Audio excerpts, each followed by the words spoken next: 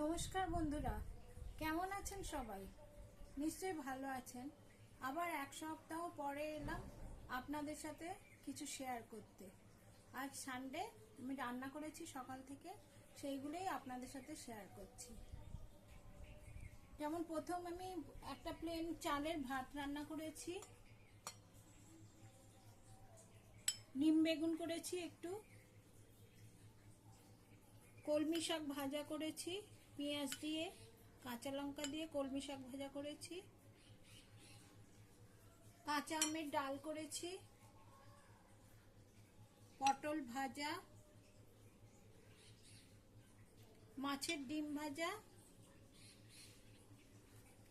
পাঁচমিশালি একটা সবজি করেছি, যাতে আছে গাজর, টমেটো, পটল, বিনস, বিভিন্ন রকম সবজি। আর কাতলা মাছের কালিয়া রান্না করেছি পেঁয়াজ টমেটো দিয়ে। আর সবশেষে একটা স্যালাড তৈরি করেছি, যাতে টমেটো, গাজর, পেঁয়াজ, কাঁচা লঙ্কা এসব আছে। নমস্কার, সবাই ভালো থাকবেন। কেমন হয়েছে জানাবেন।